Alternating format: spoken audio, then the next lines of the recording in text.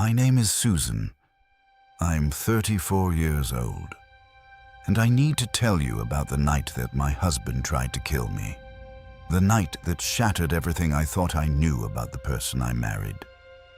The night that proved to me that the person you sleep next to every night can be a complete stranger. A dangerous stranger. A predator wearing the face of someone you love. If you love true horror stories about real psychological terror and moments that will make your blood run cold, hit like and subscribe right now. And keep listening, because the night I realized my husband was a monster will teach you that sometimes the people closest to us are the ones we should fear the most. Sometimes the danger isn't hiding in the dark outside. Sometimes it's sleeping in your bed. I need to start by telling you about my life before that night. My husband's name is Jeff. We had been married for 7 years at the time. 7 years of what I thought was a normal, healthy marriage. We had a nice house in a quiet suburban neighborhood. We both had decent jobs. We had friends. We had plans for the future. We talked about having kids someday. We talked about buying a bigger house. We talked about growing old together. Jeff was a salesman. He worked in commercial real estate. He was good at his job. He was charming.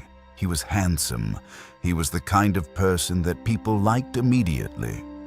He could walk into a room and everyone would want to talk to him. He had this easy confidence about him, this natural charisma. When I first met him, I was attracted to that. I was attracted to how comfortable he seemed in his own skin. He could also be distant sometimes, withdrawn. There were times when he would go quiet for no apparent reason. Times when he would disappear into his own thoughts and I couldn't reach him. But I didn't think much of it at the time. Everyone has bad days. Everyone gets moody sometimes. It wasn't a red flag. It was just who he was. That Tuesday had started like any other Tuesday. I went to work. I was a nurse at a local hospital. I worked the day shift, so I got off at 3 in the afternoon. I went to the grocery store. I came home and started preparing dinner. Around 5 o'clock in the afternoon, Jeff texted me. He said he was stuck in a terrible traffic jam. He said he wasn't going to be able to make it home in time for dinner. He said he was booking a motel just outside of town. He said he would be back the next day. I remember reading the text and feeling a little disappointed. We didn't see each other enough during the week.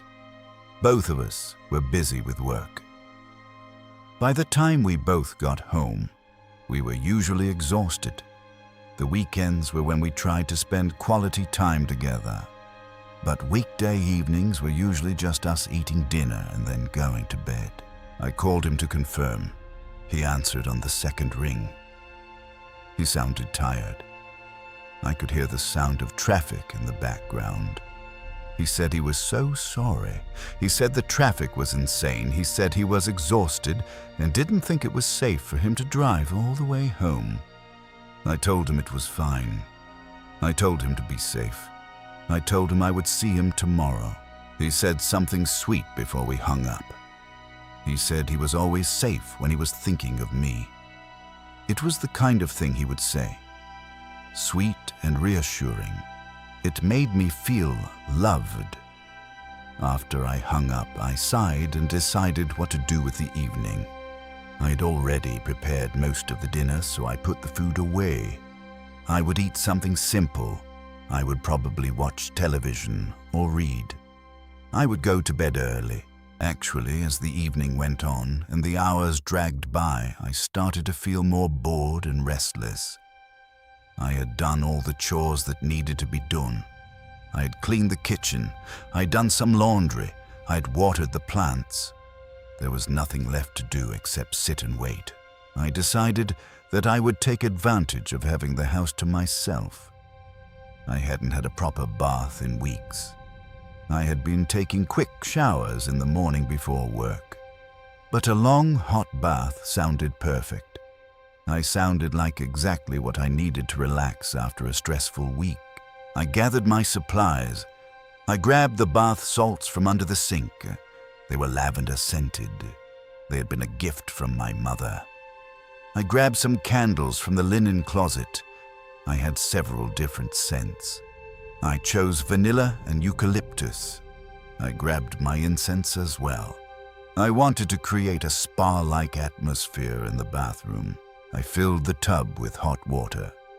The bathroom started to fill with steam. The scent of the bath salts and the incense mixed together to create this calming, peaceful environment. I lit the candles and turned off the bright overhead light. The bathroom was now illuminated only by the soft glow of the candlelight. I slipped into the tub and felt the hot water embrace my body. The stress from the week just seemed to melt away. I was in heaven. This was exactly what I needed. Just me alone in a hot bath with no one to bother me. No one asking me for anything. No one needing anything from me. I must have been in the tub for about 20 minutes when I heard it. A sound from downstairs, a sort of thud, like something had fallen, or like someone was trying to get in through a window or a door. I froze for a moment. My mind immediately went to the worst-case scenarios. Was someone breaking in? Was someone trying to rob us? Was someone trying to hurt me?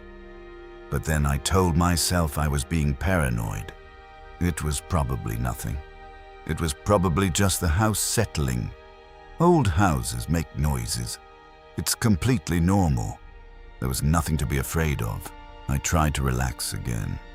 I tried to get back into that peaceful mindset, but I couldn't quite do it. The sound had disturbed me. I was listening intently for any other sounds. I was tense in the water instead of relaxed. After a few minutes of silence, I decided to get out of the tub. I wasn't enjoying the bath anymore. I was too anxious. I wrapped myself in a towel and headed downstairs to investigate. I walked slowly down the stairs. The house was quiet. I could hear the ticking of the grandfather clock in the hallway. I could hear the hum of the refrigerator coming from the kitchen, but I couldn't hear anyone moving around. I couldn't hear any sounds of an intruder. I went into the living room and looked around. Everything seemed normal. The furniture was where it was supposed to be. The television was off. The books on the shelves were undisturbed. Nothing looked like it had been moved or touched. Everything was exactly as I'd left it. I started to feel a little silly. I'd gotten worked up over nothing. It was probably just the house making noises. Or maybe it was an animal outside. Maybe a raccoon or something had knocked over a trash can. There was nothing to be afraid of. I turned around to head back upstairs, and as I did, I felt a sudden chill run down my back. It was like a cold wind had caressed my skin. I froze and looked around. That's when I noticed the window. The window in the living room was open. The curtains were gently swaying in the wind. The night was cold, and I could feel the cold air coming in through the window. I knew for a fact that I had locked all the windows and doors before I got in the bath. I was sure of it. I was obsessive about locking doors and windows. It was a habit from growing up in a neighborhood where crime happened frequently. How had the window opened? I walked slowly toward the window. The curtains continued to sway. I could see the night sky beyond the glass. The moon was full and bright. It illuminated the backyard, and then I saw him. A dark figure was standing outside the window. A man. He was wearing a cheap Halloween mask, a skeleton mask, and a black hoodie pulled up over his head. He was just standing there, staring at me through the glass. My heart stopped. The blood in my veins turned to ice. For a moment, I couldn't move. I couldn't scream. I could barely breathe. Then he spoke. His voice was garbled and menacing. It sounded like he was chewing on something to disguise his voice. He said my name. He said, "Come outside, Susan." That's when I screamed. That's when the terror truly set in. I slammed the window frame shut and ran. I didn't think. I didn't plan. I just ran for my life. Behind me, I heard the sound of breaking glass. The man had smashed through the window. He had cut his hand on the glass, but he didn't seem to care. He stepped through the broken window into the living room. Oh, he was holding a knife. The blade was glowing in the moonlight. He was coming after me. I ran up the stairs as fast as I could. My towel was slipping. I was dripping wet and freezing cold, but I didn't stop. I had to get away from him. I had to find a place to hide. I had to survive. I slammed the door to the upstairs hallway, closed behind me, and locked it. It wouldn't keep him out for long, but it would buy me time. I ran into the bedroom. My husband's bedroom. Our bedroom. I was desperately trying to think. What could I do? How could I get away from him? I didn't have a phone upstairs. My phone was in the kitchen charging. I couldn't call for help, but I knew the layout of the house better than he did. That was my advantage. At least I thought it was.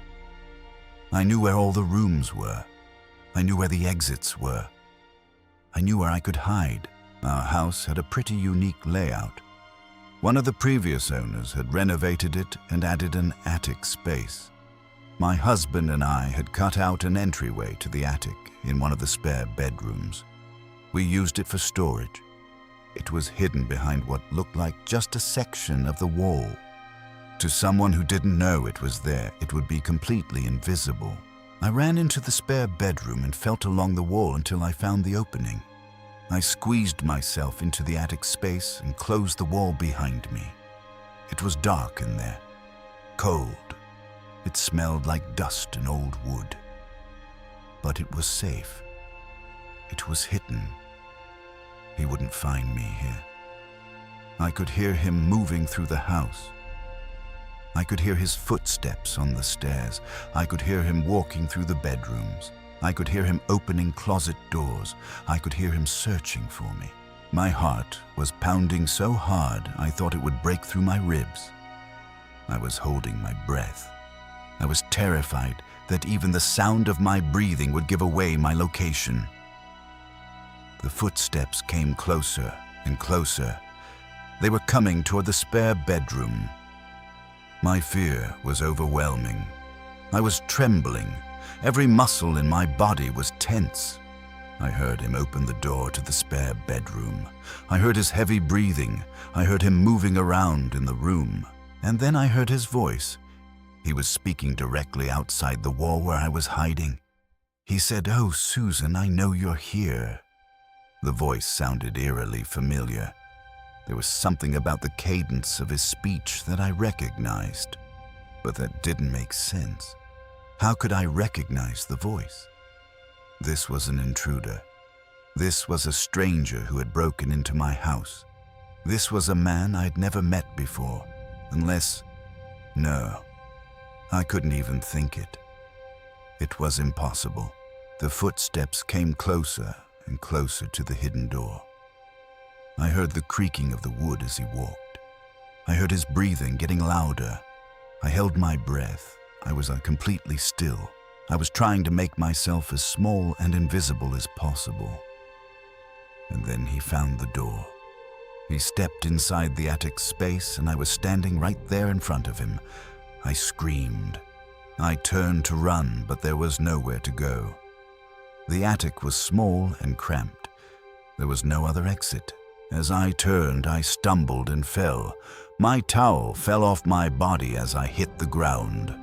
I was exposed and vulnerable and terrified. The intruder laughed. It was a laugh that made my skin crawl, a laugh that was filled with malice and evil intent. And then something happened that made my blood run even colder. As he laughed, the mask slipped slightly from his face. I got a clear glimpse of his features in the darkness. I recognized him immediately. It was my husband. It was Jeff. No, it couldn't be. It had to be someone else. Someone who looked like him. Someone wearing a disguise that resembled him. But as my eyes adjusted to the darkness, I knew the truth. It was definitely him. It was definitely Jeff. I managed to speak through my terror. I asked him what he was doing. I asked him what was wrong with him. My voice was shaking. I was crying. I couldn't understand what was happening. He simply laughed, even harder. He stepped forward and pushed me back against the wall. His eyes were different. They were the eyes of a complete stranger. They were the eyes of a madman. I had never seen that look in his eyes before. It terrified me more than anything else. He said, "Don't worry, Susan, I'm doing this for us." As he spoke, he pulled out a syringe from his pocket. He was still holding the knife in his other hand. The knife that was meant to kill me. I realized in that moment that my husband was going to kill me. Not someone else. Not a stranger. My own husband. The man I loved. The man I'd built a life with. He was going to murder me. I kicked his shins as hard as I could. He stumbled and I dragged myself away from him. I scrambled toward the opening of the attic. I didn't care that I was naked. I didn't care that I was bleeding from where I had hit my head on the wall. I just wanted to get away. I made it out of the attic and ran down the stairs. I could hear him cursing behind me. I could hear him chasing after me. His footsteps were thundering down the stairs. I ran down to the second-floor landing. I was desperately looking for an exit, a window, a way out, anything. But he was right behind me. He was raising the knife above his head. He was screaming in anger. He was going to kill me. Then something happened that saved my life. He stepped on the edge of the stairs. His foot slipped. He lost his balance and he fell. He tumbled down the stairs. His body was hitting each step. He was screaming. At the bottom of the stairs, he was laying motionless. But I didn't stop. I didn't wait to see if he was really incapacitated. I kept running. I ran out of the house. I ran to my neighbor's house. I pounded on the door. When they opened the door, I collapsed. I was hysterical. I couldn't speak coherently. I just kept saying, "Someone tried to kill me. Someone tried to kill me." They called 911 immediately. The police arrived within minutes. They found my husband at the bottom of the stairs. He was alive but unconscious. He had multiple fractures and injuries from the fall. They rushed him to the hospital. When he woke up, he was arrested. He was charged with attempted murder and breaking and entering and assault.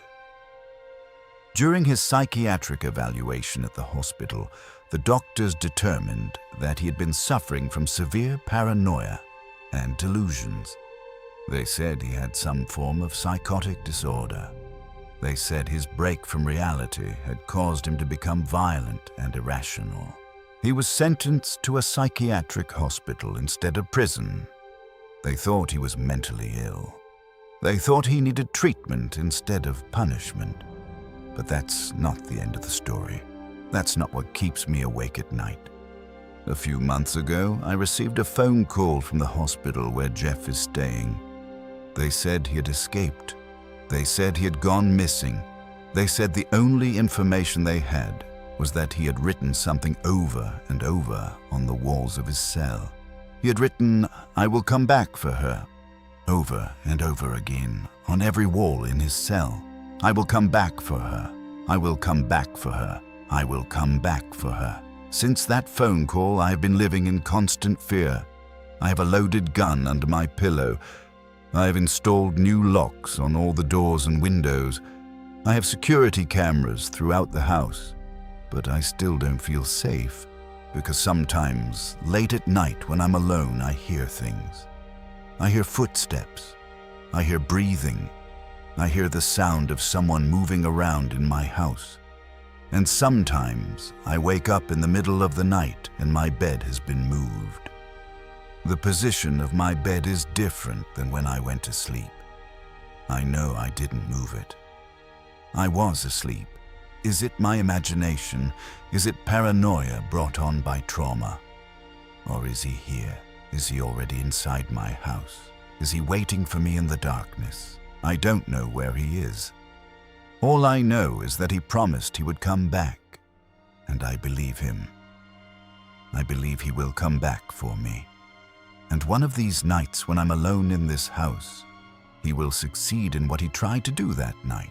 He will finally kill me. That's what keeps me awake at night. That's what terrifies me more than anything else. The thought that the man I married, the man I slept next to, the man I trusted completely is out there somewhere, waiting, planning, getting ready to come back and finish what he started. I don't feel comfortable being alone anymore. I don't sleep well. I jump at every sound. I look under my bed before I get in it. I check the closets. I lock the bathroom door when I shower. I'm constantly on edge. Constantly afraid, because I know he's coming back. And next time I might not be so lucky. Next time I might not survive.